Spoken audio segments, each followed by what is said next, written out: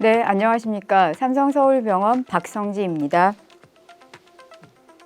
안녕하세요. 삼성서울병원 순환기내과 한주용입니다.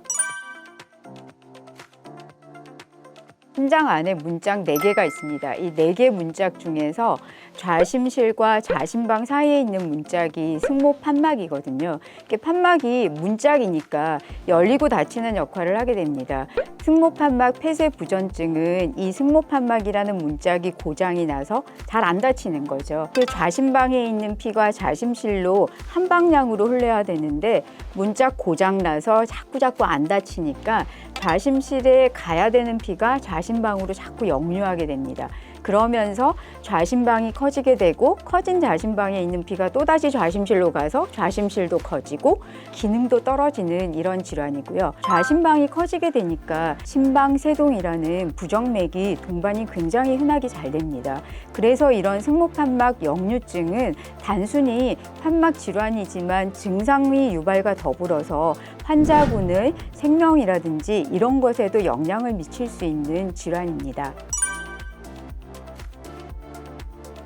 이 원인이 크게 2가지가 있거든요. 그러니까 급성기에 생기는 승모판막 폐쇄부전증이 있고 만성기에 생기는 경우가 있습니다. 급성, 이건 말 그대로 갑자기 생기는 거죠. 그래서 사고라든지 판막에 염증이 생겨서 감염성 심내막염이라고 판막 염증 때문에 판막이 고장나는 경우, 또 한 가지는 급성 심근경색증 때문에 판막을 구성하는 구조물들이 고장이 나서 판막이 역류하는 경우가 급성입니다. 하지만 우리가 흔하게 보게 되는 질환은 만성인 경우가 많습니다. 만성은 흔하게 노화 현상 때문에 판막의 구조물들이 잘 안 닫히는 거예요. 그래서 생기는 경우가 많고 또한 다른 여러 가지 원인 질환들 때문에 생기는 경우도 있습니다. 크게 3가지 증상이 있는데요. 첫 번째는 움직일 때 숨이 차는 거죠. 두 번째는 가슴이 갑갑하다 이런 느낌을 가지시게 됩니다. 세 번째는 이 심방세동이라는 부정맥이 동반되는 경우가 많다고 말씀을 드렸는데 이 부정맥 때문에 심장이 빨리 뛰게 되는 이런 느낌을 가지시게 되는 거죠.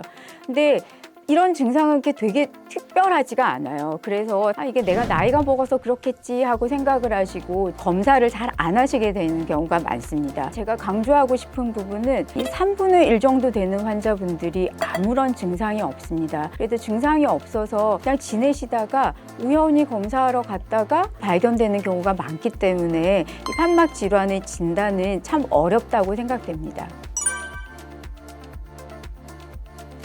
치료를 말씀드릴 때 2가지로 나누어야 됩니다. 첫 번째는 판막이 자체가 고장이 나서 생기는 1차성 승모판막 폐쇄부전증과 판막은 정말 아무 문제가 없는데 판막 옆쪽에 있는 심장이 커지고 기능이 떨어져서 생기는 2차성 심장 승모판막 역류증, 이렇게 2개로 나누어야 되고요. 1차성 승모판막 폐쇄부전증은 원칙은 개흉으로 하는 수술입니다.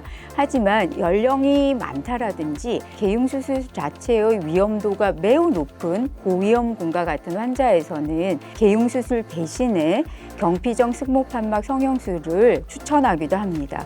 2차성 승모판막 역류증 같은 경우에 있어서는 심장 기능이 떨어진 거에 대한 치료를 열심히 하고 그럼에도 불구하고 증상이 계속 유지가 된다면 경피적 승모판막 성형술을 가이드라인에서도 권고하고 있습니다. 네, 먼저 용어부터 좀 설명을 드리면요. 영어로는 이제 트랜스카테터 엣지-투-엣지 리페어, TEER라고 저희가 약칭을 하고 있습니다.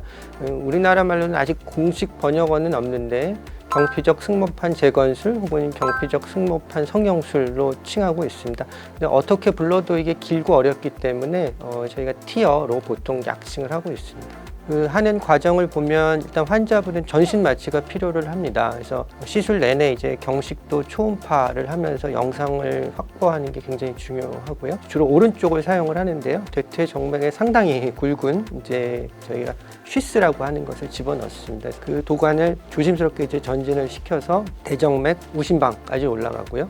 그다음에 이제 우심방에서 좌심방을 구멍을 이제 내서 들어가는데 그 구멍을 내는 위치가 굉장히 중요하기 때문에 경식도 초음파로 위치를 잘 보고 이제 정해 주셔야 되고요.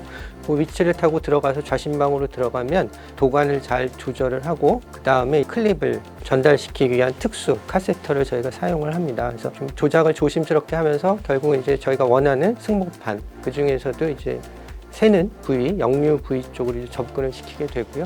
또 그 다음부터도 이제 경식도 초음파에서 얻은 영상을 중심으로 거기 도달을 하고요.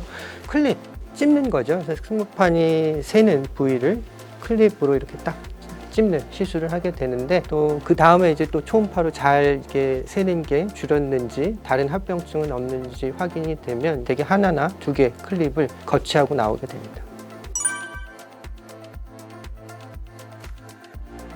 1차성 승모판막 폐쇄 부전에서는 수술이 원칙입니다만 고령이거나 동반 질환이 있거나 개용술을 하기 어려운 조건들이 있는 환자분 경우에는 티어 시술을 할 수 있고요. 그다음에 2차성 승모판 폐쇄 부전 환자에서는 여러 약물 치료, 그다음 신부전에 대한 또 여러 기구를 치료를 하는데도 불구하고 증상이 남아 있다 하면 이 티어를 수술보다 더 우선적으로 고려를 할 수 있습니다.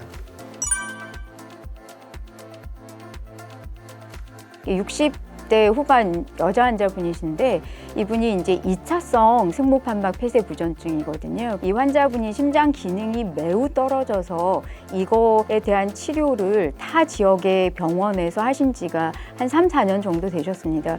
3, 4년 치료를 했는데도 환자분은 앉아있지도 못하고 누워있지도 못하고 식사도 못하실 만큼 숨이 매우 차신 분이셨거든요.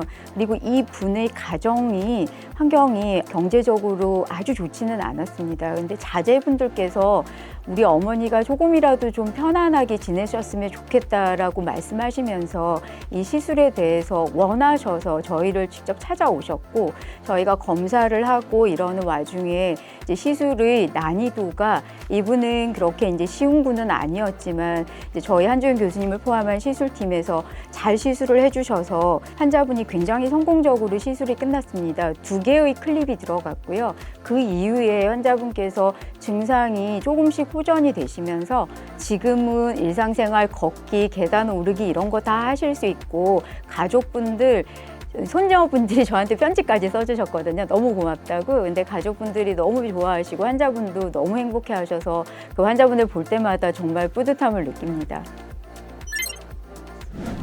처음에 이제 심근경색으로 시술을 하고 치료해 오던 환자분이었습니다. 근데 뭐 치료를 열심히 했는데도 불구하고 이제 심장 기능이 점점 이제 떨어지시면서 승모판 폐쇄 부전이 계속 이제 증가를 하셨고요. 그래서 중증도로 넘어가셨고 이분이 또 콩팥 기능도 안 좋으셔서 투석을 하시는데 이 승모판 폐쇄 부전이 있으면서 심박출량이 줄어드니까 혈압이 떨어지고 그래서 이제 투석도 제대로 못하는 경우가 많고요. 심부전에 대한 여러 치료들도 뭐 혈압이 낮기 때문에 약물도 충분히 쓸 수 없는 상태여서 사실 좀 오도 가도 못하는 굉장히 좀 곤란한 상황이었습니다. 그래서 마침 그때 티어가 이제 도입이 되었고 환자분도 아주 쉬운 케이스는 아니어서 좀 고전을 했습니다만 그래도 성공리에 티어 시술을 끝마쳤고요. 그 티어 시술을 끝마치니까 뭐 박출량이 이제 늘어나면서 혈압이 올라가고 그러니까 이제 투석도 잘 되시고 또 기존에 못 사용했던 심부전에 대한 약들도 이제 사용을 하면서 환자분은 뭐 지금 이제 1년 넘게 이제 외래에서 아주 잘 지내고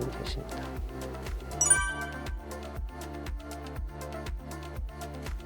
삼성서울병원은 모든 과 그리고 순환기 내에서도 여러 가지 협업이 굉장히 잘 이루어지고 있고 티어 같은 경우에도 마찬가지로 진단팀에 저하고 김은경 교수를 포함한 판막 교수가 있고 그리고 시술팀에 한주연 교수님과 그리고 최기용 교수님 이런 교수님들이 있습니다. 진단팀과 판막팀이 같이 이제 환자분을 선정을 하게 되고 시술 전에는 저희 이제 진단팀에서 환자분을 보면서 적절한 캔디데이트가 되는 환자분들을 선정을 하고 같이 모여서 회의를 통해서 정말 난이도가 어떨 것인지 실제로 환자분에게 필요한 시술이 티어가 맞을 것인지에 대해서 논의를 하게 됩니다. 그리고 시술하는 동안에도 저희 이미징 팀에는 저희 교수들 2명이 같이 들어가서 한 명의 교수의 의견과 또 다른 분이 어드바이스를 할 수 있는 그런 시스템을 같이 가지고 있습니다. 그래서 이런 환자분에게 가장 적합한 진료와 시술을 하기 위해서 노력하는 것이 우리 병원의 장점이지 않을까 생각합니다. 저도 이제 같은 생각인데요. 기존의 뭐 다른 시술들하고는 조금 다르게 영상을 봐주신 이미징 팀과 이제 시술 팀이 잘 이제 협업을 해야지 결과가 좋을 수밖에 없습니다. 특히 이제 경식도 초음파를 계속 그 좋은 영상을 확보해 주셔야 시술을 잘할 수 있기 때문에 협업 굉장히 이제 중요하다고 생각이 되고요. 원칙적인 치료가 또 저희 병원의 장점이라고 생각합니다. 하나, 둘, 셋. 감사합니다.